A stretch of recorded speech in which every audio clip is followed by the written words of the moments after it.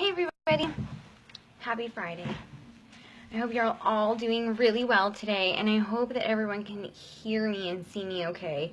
I usually do my videos at my kitchen table, but I keep complaining that I don't get enough natural light, so here I am sitting in front of my side window. I had to lug a chair over.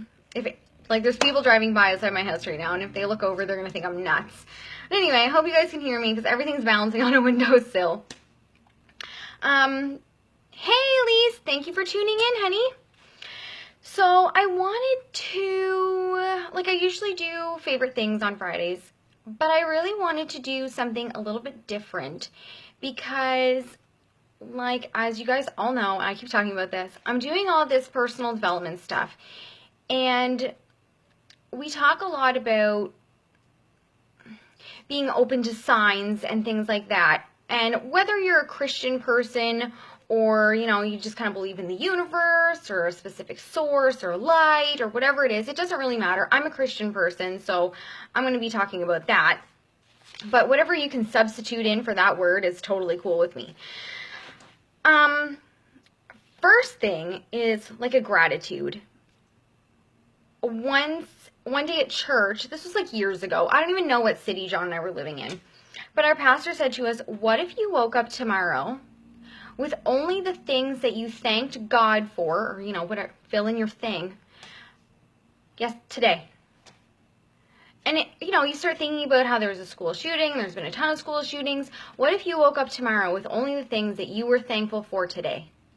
What would you have? Would you have anything?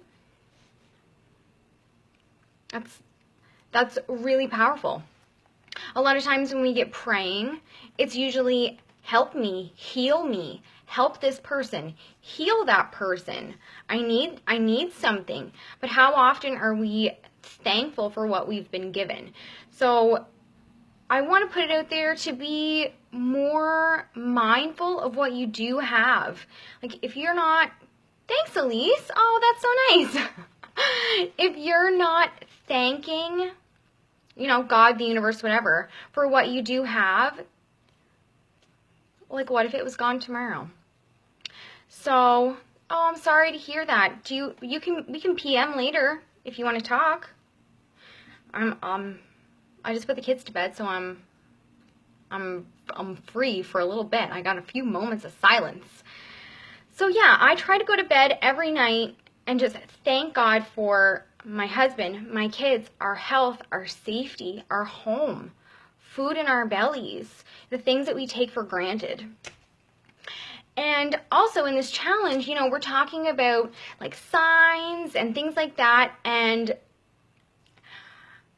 my poor husband, I was not raised as a Christian person, and he was. He found God and turned his heart over to God when he was 5 years old. And I didn't do that until after him and I were together. That was not on my radar. But for some reason, God, or the universe, whatever, fill in your thing, I fill in God. God talks to me a lot. So I don't know if anybody saw my post. It was back in January about how I was at a women's conference. So I'd like to do this exercise. So if you have a minute, it's short, but it's really neat. And I'm going to get you guys to talk to your thing. But like I say, I'm going to keep saying God. I'm not going to say your thing anymore. I'm just going to say God. Fill in your thing. Fill in the blank. I was at a women's conference, and the speaker asked us to close our eyes. So if you're listening to me right now, I'd like you to close your eyes. And it might be weird. And I don't think that I have one of those meditative voices, but I'm going to try. Close your eyes. I want you to ask God what he calls you. Because our parents gave us a name, but that is not what God calls us. He has a name for us before we were born. So I want you to take a minute. I'm going to be quiet. Ask God to reveal to you what he calls you. And it might be wife, it might be mother, it might be sister. Oh, this makes me emotional. When I did this exercise with hundreds of women, God called me a light. This was 3 years ago, you guys. He called me a light. And I cried. I still want to cry. That's a lot of pressure, I feel like. Like, what? I don't know what it means. I don't know what it looks like. I don't know what I'm supposed to do. But that's what he said. And I remember being so worked up about it. I couldn't tell John for weeks because as soon as I would try, I'd start crying. At one point, I started pointing at our lamp, and he was like, why would God call you a lamp? So I was like, great, this is what I'm dealing with. But God called me a light. And I really, you know, as most people do, when you find out what God is calling you, it makes you so nervous. Like, if you go through the Bible, anytime God calls someone, all they want to do is run away. So I buried this for 3 years, you guys. I did not know what it meant. I still don't. But I just was like, oh, that's nice. And I just kind of buried it. And the reason that I'm bringing this up is because I talk a lot about Heather Quizzle and my 14-day challenge, and Natasha Haslett and my 21-day challenge, and I've got a 30-day challenge coming up with Lori Mendez. But when I first shared my story on Heather Quizzle's, oh, thank you, Sabrina. That's so nice. When I was doing Heather Quizzle's group, like I did her 14-day challenge, as you guys know, I won/earned a big chunk of her like course. So I ended up obviously forking out the rest of the money so that I could get it all because she's so good. I wasn't going to do it half-assed. And she asked me to do an introductory video. So I did. And shortly after, she commented and called me a light. So I'm like, what are the chances out of all of the words in the world that she could say, she says, oh, thanks, Jenna. You're so cute. I had a lot of fun playing with it today. What are the chances that out of all the words in the world that she could have used to describe me, she called me a light? So I took that as a sign, obviously, and I cried. Obviously, because I'm emotional and I cry. So I cried about it, but it really hit home the fact that I am where I am supposed to be right now. I'm in these challenge groups with these women, and I belong with them. They're going to help me figure out what on earth it means to be a light. And I don't know if you've ever had a word. And if you are not a Christian person, you may not know what a word is. But a word is basically when God speaks to you through someone else. And I have a hard time with this one too, so I might cry. But it was a couple of years ago now. We had Oliver and Noah. I don't even remember if we had Noah. I wrote it in my Bible, the date. But anyway, I didn't dig my Bible out. John and I were on a date without the kids, and a woman stopped me. I do not know her. I do now. I did not know her. She stopped me in the mall and said, I'm sorry to bother you, but I have a word for you.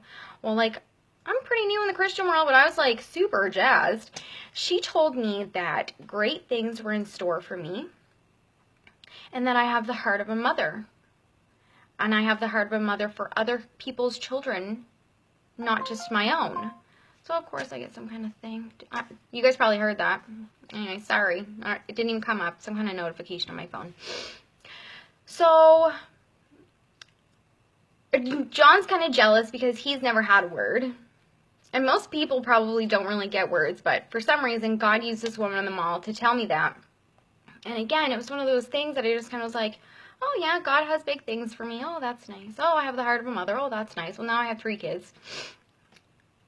It's so powerful if you can be open to God or the universe or whatever to send you messages.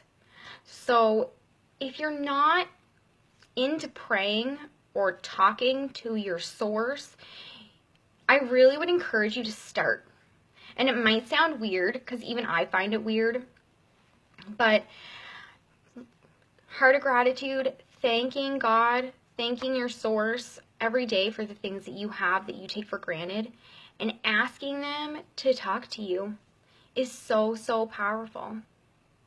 You never know what messages you can get if you're just open, if your heart is open, if your mind is open. There are signs all around us.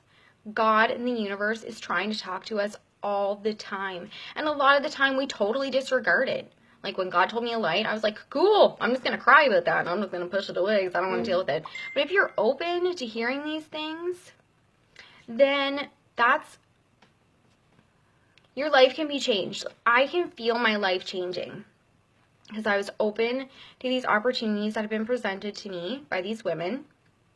And like I say, Heather calling me a light, not knowing me from a hole in the ground, and then telling me that I'm a light, that like blew me away as a reinforcement that I'm exactly where I need to be. I'm doing what I need to be doing to be what I'm supposed to be. Even though I still have no real clue what that means, I'm open to it.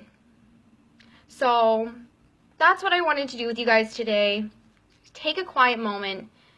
Thank your thing for whatever it is that you have, everything that you have. Hold your loved ones tight. Ask what you are called. Because your name that you were born with is not who you are. It's just your name for your body. But what is your spirit called? Who are you deep? And ask for those signs. Ask for those affirmations. Ask for your purpose. And you'll get your answers.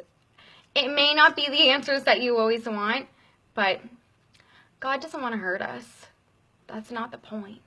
The universe doesn't want to hurt us. Whatever your source is, it doesn't want to hurt you. So if you're disappointed, try to remember that something better is on the horizon. And I know that that's very difficult. We've all been there where we think our world is completely crushing and crumbling and we're just in the bottom of a cave and we just want to die. I have been there many times, my friends. It is hard. But I know now, looking back, what I learned from those terrible, crappy, dark experiences, even though you may not feel like the light is at the end of the tunnel, it really is. So I just want to encourage you guys today. I wanted to pour some love out. At least you needed the message. I hope someone else did too. I'm so happy that you guys tuned in to watch me right now. And just enjoy your Friday. Hug your loved ones tight. And get more spiritual, you guys. Whatever that means for you. Because it's really transformative when you're open to the signs and the possibilities. So that's it. I hope you guys had a great time with my little exercise on being spiritual. I'm no guru, I'm no pastor, but this is my experience of what I've gone through. So I'm glad that you guys tuned in. If you have questions, feel free to hit me up. I may not have all the answers. I know I don't have all the answers, but I'll do my best. And if you want to just talk, that's cool too. I'm a good listener.